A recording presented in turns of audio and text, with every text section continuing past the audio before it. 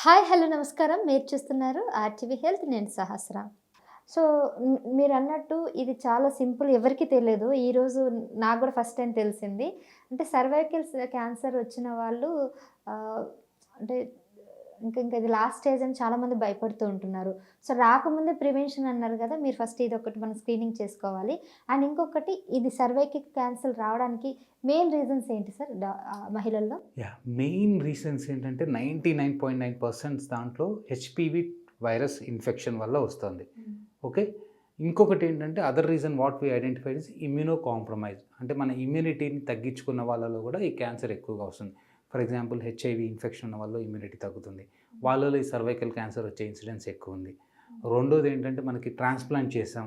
అంటే kidney transplant కానీ వాళ్ళు ఇమ్యూనిటీ తగ్గిస్తాం. ఎందుకంటే ఫారెన్ బాడీని రిజెక్ట్ చేయకుండా. అటువంటి వాళ్ళలో ఇన్సిడెన్స్ ఎక్కువ ఉంటుంది.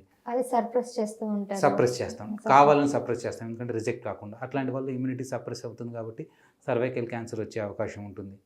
ఇంకోటి స్మోకర్స్‌లో కూడా సర్వైకల్ క్యాన్సర్స్ వచ్చే అవకాశం ఉంటుందన్నమాట. ఇంకోటి ఏంటంటే మల్టిపుల్ సెక్షువల్ పార్ట్నర్స్ అంటారు. అంటే ఎక్కువ మంది సెక్షువల్ పార్ట్నర్స్ ఉన్న, మల్టిపుల్ ప్రెగ్నెన్సీస్ ఉన్న వీళ్ళలో కూడా సర్వైకల్ క్యాన్సర్ వచ్చే ఇన్సిడెన్స్‌ని ఎక్కువ.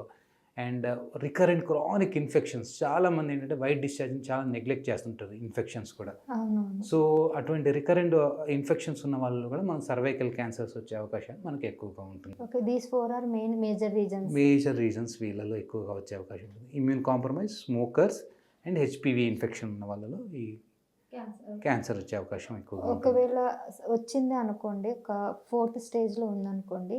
సో, ఏంటి సార్ దీని ట్రీట్మెంట్ ఎట్లా చేస్తారు? అండ్ ప్రాణాలతోని మంచిగా బయటపడే ఛాన్సెస్ ఉంటాయంటారా? ఫోర్త్ స్టేజ్ అంటే ఏంటంటే అండి, ఒక దగ్గర స్టార్ట్ అయ్యి బాడీలో స్ప్రెడ్ అయితే దాన్ని ఫోర్త్ స్టేజ్ అంటాం. యూజువల్‌గా సర్వైకల్ క్యాన్సర్‌లో కానీ, ఎనీ క్యాన్సర్‌లో కానీ ఫోర్త్ స్టేజ్‌లో క్యూర్ అనేది చాలా తక్కువ ఉంటుంది. బట్ మనం ఏం చేస్తామంటే లైఫ్ అనేది ప్రొలాంగ్ చేసుకోవచ్చు. ఇప్పుడు చాలా ట్రీట్మెంట్స్ వచ్చాయి. ఫస్ట్ సర్వైకల్ క్యాన్సర్ బయాప్సీ తీసేసి దాంట్లో ఏ సెల్స్ ఉన్నాయని చూస్తున్నాం. దాని తర్వాత దాంట్లో ఏ రిసెప్టార్స్ ఉన్నాయని చూస్తున్నాం. ఇంకా డీప్‌గా వెళ్ళి కొన్ని పేషెంట్స్‌లో ఏ జీన్ మ్యూటేషన్ వల్ల ఈ క్యాన్సర్ వచ్చిందని చూస్తున్నాం. సో, జీన్ లెవెల్‌కి వెళ్ళి టెస్ట్ చేసేంత అడ్వాన్సెస్ వచ్చాయి ఇప్పుడు. ఆ జీన్ లెవెల్‌కి వెళ్ళి టెస్ట్ చేసి కొద్దిమందికి ఏదైతే ఆమెకు సూట్ అవుతుందో కరెక్ట్‌గా ఆ ట్రీట్మెంట్ పెడితే ఇమ్యూనోథెరపీ కానీ, టార్గెటెడ్ థెరపీ కానీ అంటాం. అది పెడితే ఏదైతే క్యూర్ అవుతుందో అటువంటి ఇమ్యూనోథెరపీ, టార్గెటెడ్ థెరపీ ఇచ్చే లెవెల్‌కి వెళ్ళిపోయాం మనం. నేను 100% అందరికీ క్యూర్ అవుతుందని చెప్పలేను. కాకపోతే ఏంటంటే లైఫ్‌ని చాలా వరకు ప్రొలాంగ్ చేసుకోవచ్చు స్టేజ్ 4లో. అది ఎంత ప్రొలాంగ్ అనేది మన ట్రీట్మెంట్ రెస్పాన్స్‌ని బట్టి మనం అసెస్ చేసి చెప్పొచ్చు. 5-10 ఇయర్స్ అలా. అది కూడా చెప్పలేరు. అది కూడా చెప్పలేం. ఫస్ట్ ఒకసారి ట్రీట్మెంట్ స్టార్ట్ చేస్తేనే ఆ డిసీజ్ ఆమెకి ఎలా రెస్పాండ్ అయింది. మనం ఏంటంటే ఇంతకుముందు జనరల్‌గా అందరికి ఒకే ట్రీట్మెంట్ చేసేవాళ్ళం. ఇప్పుడు పర్సనలైజ్డ్ కేర్ అంటారు. అంటే ఒక ట్యూమర్‌ని తీసుకొని అందులో ఎంత రిసెప్టార్స్ ఏది పాజిటివ్ ఉన్నాయి, అందులో జీన్స్ ఏది మ్యుటేషన్స్ ఉన్నాయి, అయన్నీ చూసేసి మనము దాన్ని బట్టే మనం ట్రీట్మెంట్ చేస్తున్నాం. దాన్ని పర్సనలైజ్డ్ కేర్ అంటారు. అంటే అందరికి ఒకేలాగా ట్రీట్ చేస్తే పెద్ద రెస్పాన్స్ ఉండదు. సో, కొన్ని రకాల క్యాన్సర్స్ అనేది మనం ఎంత ట్రీట్ చేసినా రెస్పాండ్ కావు. అట్లాంటి వాళ్ళకి అంటే అందరికి ఫర్ ఎగ్జాంపుల్ అందరికీ ఒకేలాగా ఉంటుంది, అన్నీ ఒకేలాగా ఉంటుందని కాదు. బట్ ఎంత సైన్స్ ఎవాల్వ్ అయినా, ఎంత డెవలప్ అయినా కొన్ని రకాల ట్రీట్మెంట్స్ మనం ఎంత ట్రీట్మెంట్ ఇచ్చినా రెస్పాండ్ కావు. So, but there are beautiful treatment చాలా అడ్వాన్సెస్ వచ్చాయి. ఈవెన్ జెనెటిక్ లెవెల్స్ వెళ్ళి టెస్ట్ చేసి దానికి తగ్గ ట్రీట్మెంట్ మేము ఇస్తున్నాం. సో, డెఫినెట్‌గా సర్వైవల్ అయితే ఇంప్రూవ్ అయిందండి. అండ్ ఫైనల్‌గా ఈ క్యాన్సర్‌కి వ్యాక్సిన్ అంటున్నారు గదా! ఇన్ కేస్ 27 ఏజ్ ఏదో లిమిట్ ఉంది. అది క్రాస్ అయిన తర్వాత ఏ ఏజ్ వరకు వ్యాక్సిన్ వేసుకునే ఛాన్సెస్ ఉన్నాయి? ఈ సర్వైకల్ క్యాన్సర్ వ్యాక్సిన్‌కి సర్వైకల్ క్యాన్సర్ ప్రివెన్షన్‌కి HPV virus is most common cause అని మనం చెప్పుకున్నాం. దానికి ప్రివెంట్ చేయడానికి వ్యాక్సిన్ ఉంది. దాన్ని హెచ్‌పివి వ్యాక్సిన్ అంటారు. Human papilloma virus related vaccine అంటారు. దాంట్లో స్ట్రెయిన్స్ ఉంటాయి. ఆల్మోస్ట్ 200 టైప్స్ ఆఫ్ హెచ్‌పివి వైరస్‌లు ఉంటాయన్నమాట. ఆ 200 టైప్స్‌లో మనం అట్లీస్ట్ 9 మనకి 4 మనకి చాలా ఇంపార్టెంట్. అట్లీస్ట్ 9 వేరియంట్స్ అనేది చాలా ఇంపార్టెంట్. మనకు అందుకే 9 వేరియంట్స్‌తో ఇంక్లూడ్ అయిన వ్యాక్సిన్ ఉంటుంది. Ideal time, best time to take vaccine is 9-15 years of the age. మనకు అప్పుడు ఇమ్యూనిటీ ఎక్కువ ఉంటుంది. Even 2 doses of vaccine will be sufficient to get the immunity అనమాట. So, 9-15 years is the best age. తర్వాత ఏంటంటే 16-27 years is the next best age. Before first sexual intercourse is the best age to take the vaccine. ఎందుకంటే మనం sexual intercourse చేసే వాళ్ళు మనకి ఈ హెచ్‌పివికి expose అయ్యే అవకాశం ఉంటుంది కాబట్టి before first sexual intercourse is the best time to take.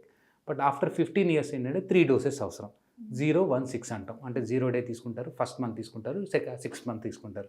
These are 3 doses అవసరం. First and then after 1 month again after 6 months. అది Yeah. 15 ఇయర్స్ ఎప్పుడైనా గానా? 15 years తర్వాత 27 years లోపు, 26 26 years లోపు. Even we're giving extending our to 45 years వరకు చేస్తున్నాం ఇప్పుడు. అప్ టు 45 years వరకు మనకి వ్యాక్సిన్ తీసుకోవచ్చు. అది కూడా ఎన్ని డోసెస్ ఉంటుంది? అది కూడా 3 డోసెస్. సేమ్ లైక్ 15 ఇయర్స్ తర్వాత ఎలా తీసుకుంటాం మళ్ళీ process 016. So up to 45 years వరకు తీసుకోవచ్చు.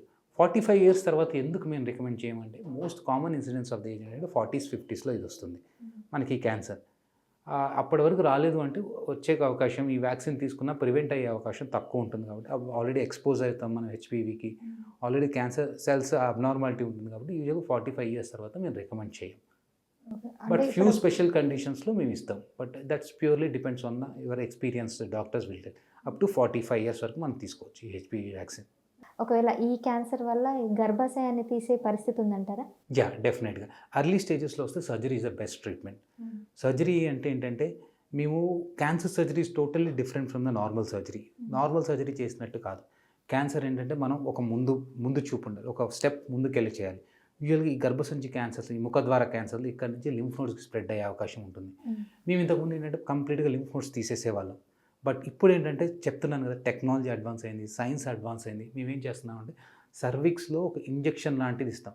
ఇండోసైనిన్ గ్రీన్ అనేది ఒక ఇంజెక్షన్ ఇచ్చేసి అది ఆ లింఫాటిక్స్ ద్వారా అది స్ప్రెడ్ అవుతుంది అనమాట. అది ఏదైతే ఫస్ట్ నోడ్ స్ప్రెడ్ అవుతుందో దాన్ని తీసి మైక్రోస్కోప్లో టెస్ట్ చేస్తాం. మనం అన్నం ఉడికిందా లేదా అనేది ఎట్లా చూస్తాం, ఒక మెతుకు చూసుకొని చూస్తాం. సేమ్ ఆ రీజన్లో లింఫ్ నోడ్స్ స్ప్రెడ్ అయిందా లేదా అని ఫస్ట్ నోట్స్ చూస్తాం. ఆ ఫస్ట్ నోట్స్లో కనుక స్ప్రెడ్ కాకపోతే వేరే రీజన్లో స్ప్రెడ్ కాదు. దాన్ని సెంటినల్ నోడ్ బయాప్సీ అంటారు. ఇంతకుముందులాగా కంప్లీట్ లింఫ్ నోడ్ డిసెక్షన్ చేయాల్సిన అవసరం లేదు. అండ్ రెండోది, గర్భసంచి ఒక్కటే తీస్తే సరిపోదు. కొన్నిసార్లు ఏంటంటే కంటికి కనపడని కణాలు గోడ పగిలి బయటకు వచ్చినట్టు గర్భసంచి నుంచి బయటికి రావచ్చు. అందుకని రాడికల్ హిస్టెక్టమీ అంటారు. అప్ టు పెల్విస్ అంటే పెల్విక్ సైడ్ వాల్ వరకు యూట్రస్ సపోర్టింగ్ స్ట్రక్చర్స్ని, యూట్రస్ని మొత్తం తీసేయాలి. ఇది రాడికల్ హిస్టెక్టమీ అంటారు. ఎర్లీ స్టేజెస్లో ఇది చేస్తే క్యూర్ అయ్యే అవకాశాలు 90 to 95% ఉంటాయి. కొంచెంమంది ఏంటంటే రేడియేషన్ ఇస్తాం కొద్దిగా అడ్వాన్స్ స్టేజెస్లో. రేడియేషన్ కంప్లీట్గా రెస్పాండ్ కాకపోయినా సర్జరీ చేసి గర్భసంచి తీయాల్సిన అవసరం ఉంటుంది.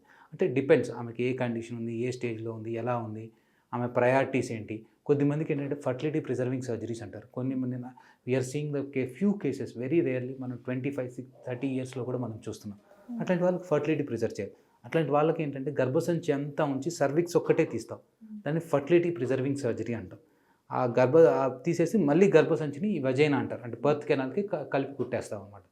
So we're doing our best. అంటే ప్రతి పేషెంట్కి ఇదే ట్రీట్మెంట్ చేస్తాము, స్టేజ్ 1లో ఉండగానే కమాన్ సర్జరీ అట్లా ఉండదు. ఆమె ప్రయారిటీస్ ఏంటి, అందులో కూడా ఏ రిస్క్ ఉంది, ఆమె ఎలా ఉంది, ఆమె ఫ్యూచర్ ఏంటి, ఆమెకి ఏ కాంప్లికేషన్స్ ఉన్నాయి. For example connective tissue disorders ఉన్నాయని వాళ్ళలో రేడియేషన్స్ కాంట్రాఇండికేట్, అట్లాంటి సర్జరీకి మోర్ ఇంక్లైన్ అవుతాం. సో ఎవ్రీథింగ్ అంటే ఒక పర్సనలైజ్డ్ కేర్, అంటే ఒక పేషెంట్కి ఇదే ట్రీట్మెంట్ చేస్తారు, ఇదైతే కరెక్ట్ ఉంటుంది అనేది ఏం చెప్పలేము. పేషెంట్ని బట్టి, ఆమె కండిషన్స్ బట్టి, ఆమె హెల్త్ స్టేటస్ని బట్టి everything will take a call. That's why we are experienced. Almost we are studying. I am doing this surgery, women cancer, since last 15 years. So by experience, we'll gain that much knowledge. What is the best for that patients? Thank you sir. And చాలా విషయాలు తెలియజేశారు. And మీకు దీనికి సంబంధించి ఇంకెన్ని doubts ఉన్నా డెఫినెట్గా comment చేయండి. డాక్టర్ రాము గారితో మరో వీడియోలో మళ్ళీ కలుద్దాం. Thank you so much sir. Thank you అండి. నమస్తే.